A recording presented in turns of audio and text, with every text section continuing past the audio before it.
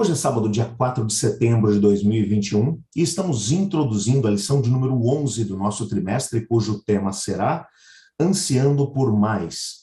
O texto que serve como base para o nosso estudo dessa semana encontra-se em 1 Coríntios, no capítulo 10, verso 6, que diz assim: Ora, essas coisas se tornaram exemplos para nós, a fim de que não cobicemos as coisas más, como eles cobiçaram.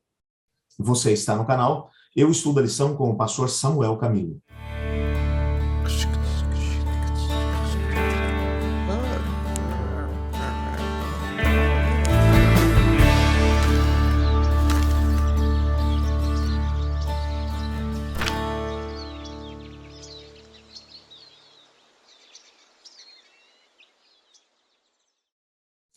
Muitas pessoas, quando olham para o Antigo Testamento e veem uma grande quantidade de histórias, de episódios, de símbolos que acabam aparecendo, se perguntam por que é que essas coisas são relevantes para nós. Alguns fazem tão pouco caso dessa parte da Bíblia, do Antigo Testamento, que chegam a dizer que o Antigo Testamento só dizia respeito a Israel enquanto nação. Para nós, o importante mesmo é só o Novo Testamento. Não existe nada que seja mais fora da realidade do que uma compreensão como essa. Até porque o Novo Testamento não pode ser compreendido em sua beleza, em sua magnitude, se não fizermos à luz daquilo que foi revelado no Antigo Testamento. Não é à toa que o próprio apóstolo Paulo, na sua carta a Timóteo, ele vai dizer que toda a Escritura é inspirada por Deus e útil para ensinar, para corrigir, para instruir em justiça, e tem uma lista enorme de benefícios que a Bíblia pode trazer para nós. E a Bíblia, quando ele vai mencionar que toda ela é inspirada, Antigo e Novo Testamento, desde Gênesis 1 até Apocalipse 22, é claro que quando olhamos para o Antigo Testamento, precisamos analisá-lo à luz daquilo que são as diversas revelações e, ao mesmo tempo, a compreensão que eles tinham naquele tempo. Até porque nós estamos falando, em alguns casos, principalmente quando falamos sobre o Pentateuco, estamos falando de livros que foram escritos algo em torno de 1.500 anos antes de Cristo. Portanto, livros muito antigos, livros que foram escritos num período em que a compreensão de mundo, de vida das pessoas era completamente diferente daquilo que nós temos hoje. Se já temos uma distância muito grande daquilo que é a realidade do Novo Testamento, a realidade do Antigo Testamento, então, é muito mais distante de nós. Entretanto, quando estudamos o Antigo Testamento e percebemos, por exemplo, a história do povo de Deus enquanto peregrinava pelo deserto, nós descobrimos que essa história, em grande medida, é um símbolo, um sinal, uma miniatura daquilo que é a jornada que nós temos que trilhar aqui. O povo de Israel é apresentado como estando atravessando um deserto, indo em direção a Canaã, a terra de Canaã, a sua herança.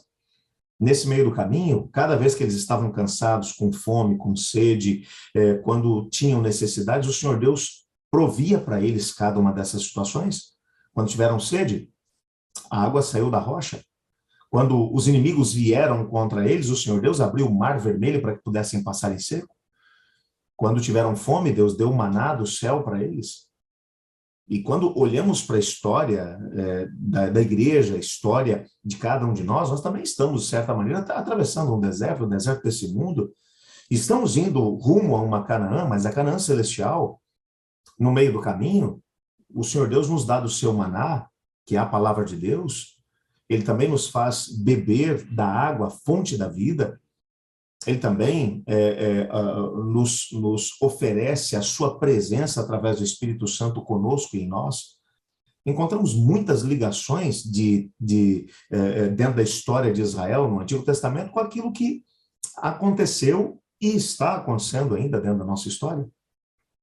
É claro que quando olhamos, então, principalmente para o santuário do Antigo Testamento, nós encontramos ali uma miniatura de toda a obra sacrificial de Cristo Jesus, todo o trabalho de Cristo Jesus para poder salvar a humanidade.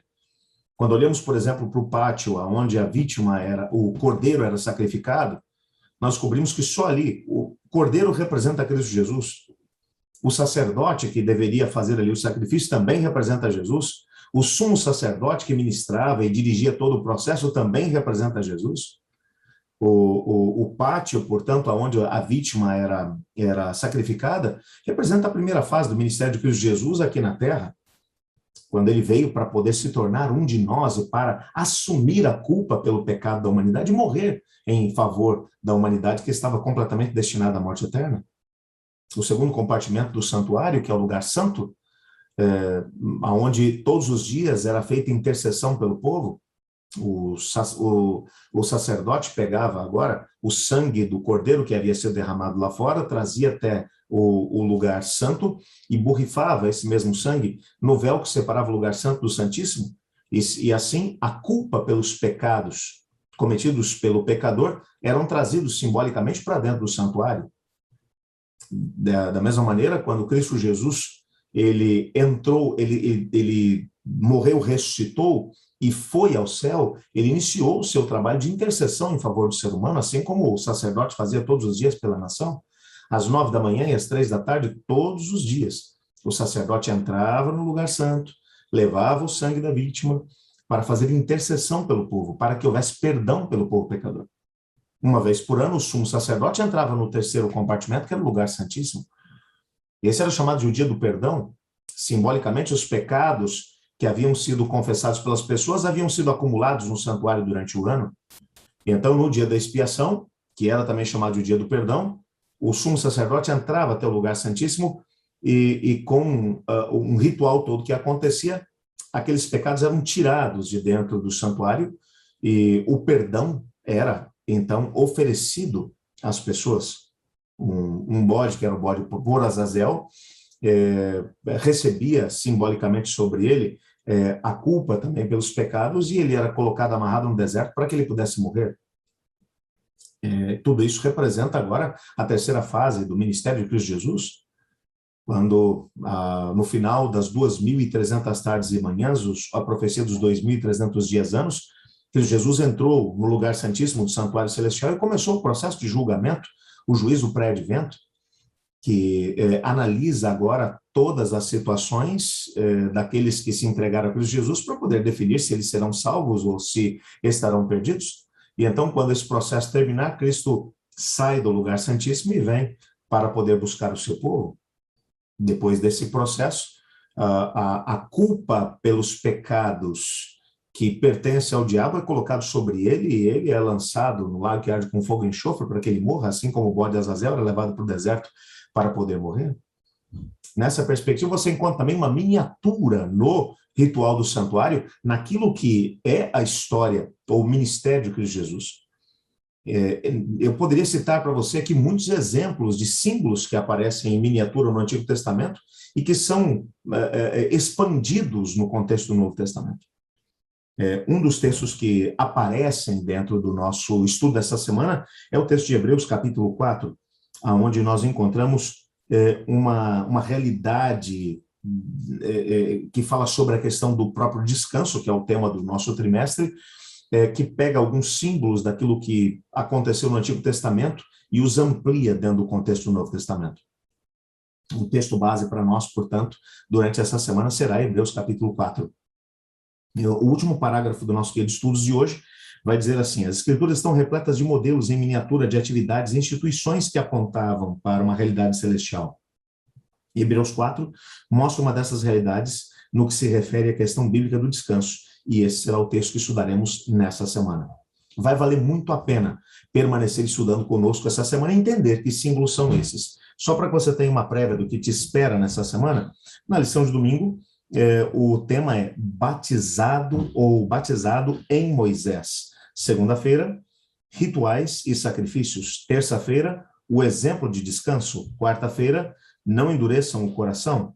Quinta-feira, conquistando uma cidade celestial. Portanto, tome a decisão de continuar estudando junto conosco, porque vai valer a pena essa semana. Vamos orar juntos?